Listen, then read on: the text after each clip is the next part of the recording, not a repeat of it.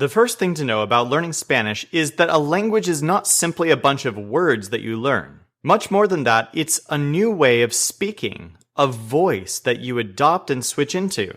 Developing your Spanish voice is your first and most important priority if you want to be bilingual. You might be eager to start learning words right now, and we will get to that. In fact, in this lesson, we'll learn the words that make up 25% of the Spanish language all by themselves, which is exciting. But first, we need to start by setting the foundation. It's one thing to learn a few words that you can recite, it's another to speak with a Spanish voice like a native speaker, and that requires starting off on the right foot. Most language learners start by learning some words and phrases such as gato or correr or como se llama. But unfortunately, this approach to language learning is a dead end. If you learn some Spanish words and phrases without first adopting a Spanish voice, you're not actually learning Spanish at all. You're instead thinking and speaking in English while using some Spanish vocabulary. Our goal in this course is to start thinking in Spanish as soon as possible. And the best way to start this on the right foot is to work on developing your Spanish voice. So what is your Spanish voice? Have you ever noticed that when you walk down the street, it's easy to recognize the voice of a non-English speaker without even really hearing their words? Spanish, like every other language, has a unique sound. It's not just unique because of its vocabulary, it's unique because of the entire sound of the language. Of course, it's tempting to think that Spanish speakers were born with a different variety of voice box or mouth or something like that. Spanish speakers make certain sounds that are never pronounced in English. But Spanish speakers' vocal and oral apparatuses are physically identical to those of English speakers. The difference is in the language itself, not in the words of the language, but in the voice of the language. Let's do a quick exercise. Here are a few names that are familiar both to Spanish speakers and to English speakers. So look at this list. Now let's hear these names read in two different voices. This is them being read in an English voice. Sarah, Samuel, Felix, Sophia, Tamara, Nicholas. Now this is a Spanish voice. Sara, Samuel, Felix, Sofia, Tamara, Nicolás. As you can see, a language isn't just about words. It's about how those words are pronounced and the voice that's used to pronounce them. Being bilingual means being able to switch between two different voices. When you're in English, you'll think and speak one way, and when you're in Spanish, you'll think and speak a different way. So let's try something right now. Go ahead and look at the names on this list again.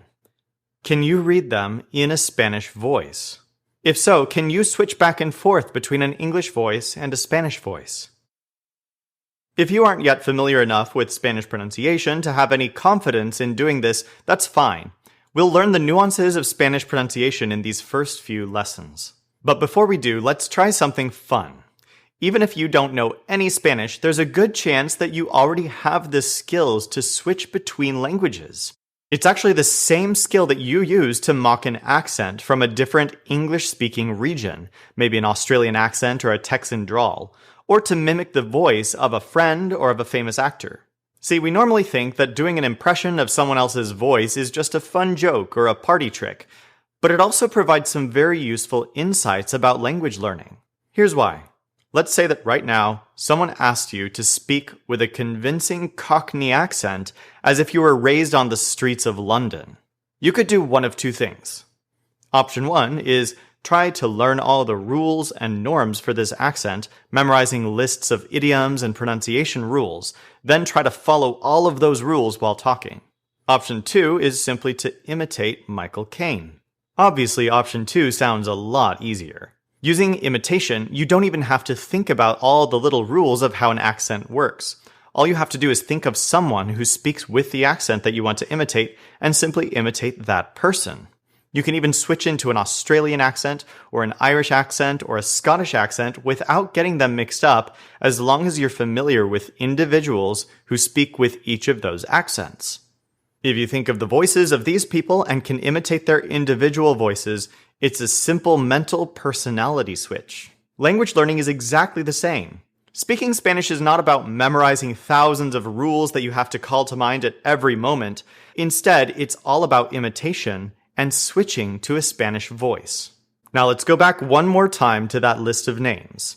Can you closely imitate the way that the Spanish sounds? And just like imitating Michael Caine at a party, can you stretch your comfort zone a little bit to imitate the voice that you're hearing until it sounds as convincing as possible? If you can, you're on your way to a skill that's crucial to true bilingualism, the skill of switching between voices. Sara, Samuel, Félix, Sofía, Tamara, Nicolás. Just like an actor, you need to be able to switch between your English voice and your Spanish voice. This means adopting not only separate words, but separate phrasings, idioms, and sentence structures based on which language you're using. In the next video, we'll go into some interesting and colorful details about a hack that's worked for thousands of our students who have become fluent in Spanish, the idea of adopting a fictional personality for your Spanish voice.